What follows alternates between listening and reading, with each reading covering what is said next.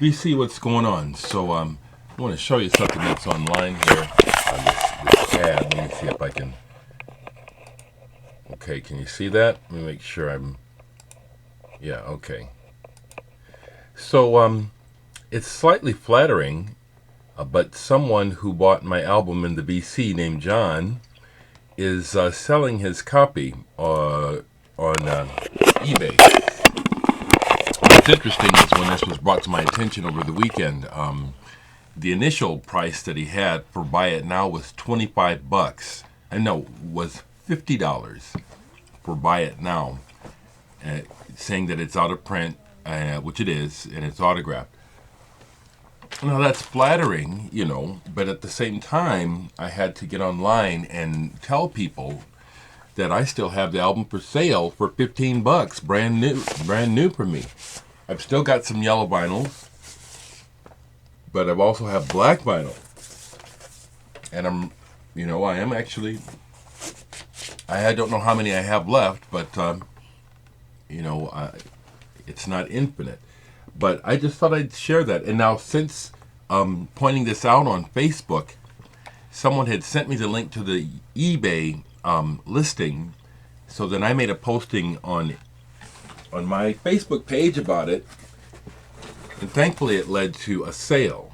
So this is going out this morning, a sale of nice. I'll leave the link, but this is a good album, let me know if you want it signed, Get yours today.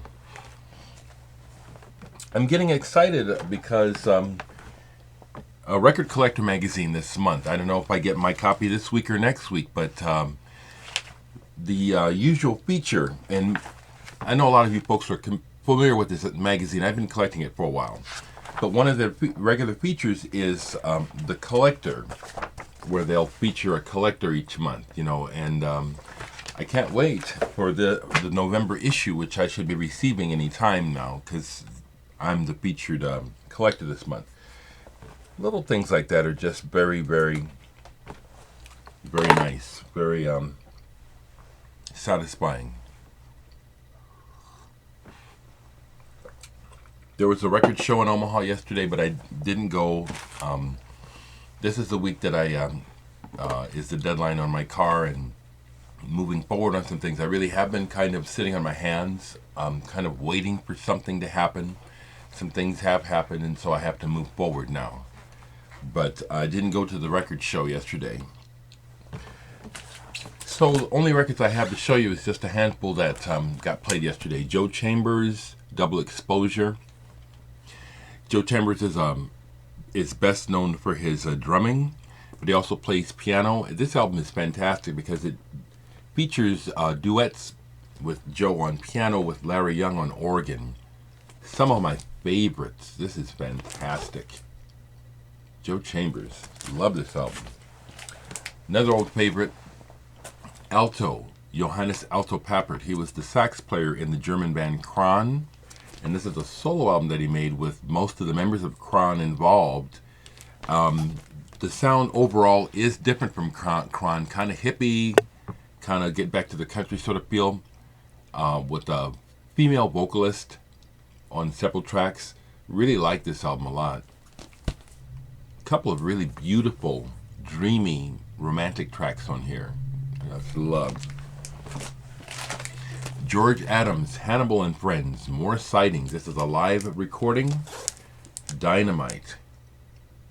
There's some ballads on here, but the live play, the up-tempo tracks on here are just wonderful. George Adams is a sax player, tenor sax in particular, who, again, he's a minor name when you talk about jazz. People don't talk about George Adams. Might be because his name is just George Adams, but he's quite the player. George Adams, quite the musician. Keith Jarrett, I have several of his albums. He's got a bunch of albums, and I don't collect him, but Keith Jarrett has so many records that when you're crate digging over the years, you find them cheap, so I buy them.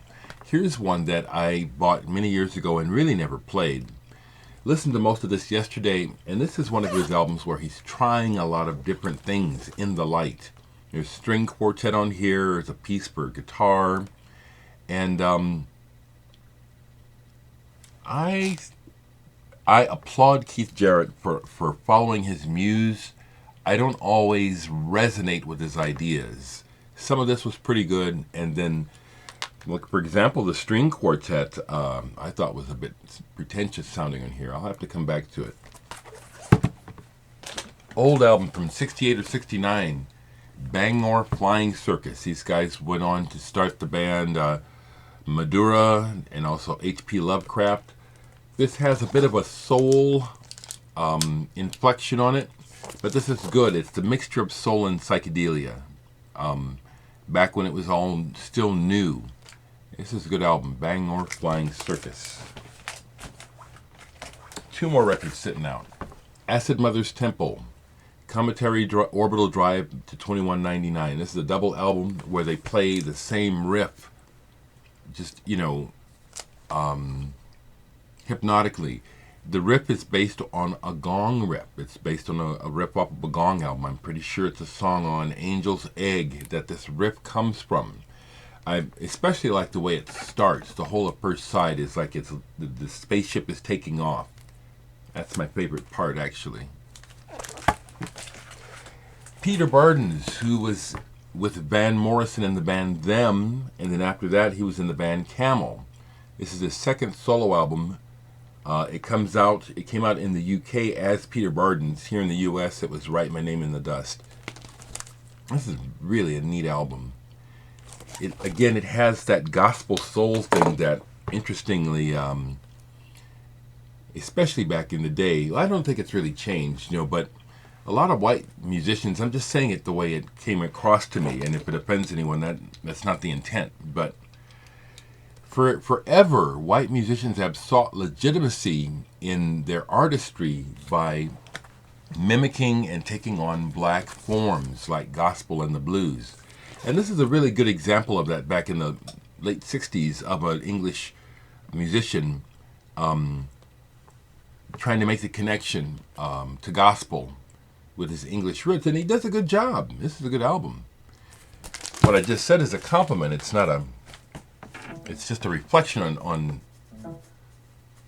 it's just a reflection of how things are, always have been, Interesting how black people and dark-skinned people are maligned and mistreated and scapegoated, and yet on the other hand, we're the ones that are looked to for quality and strength and endurance. That's why I say these things, because mankind don't make no damn sense.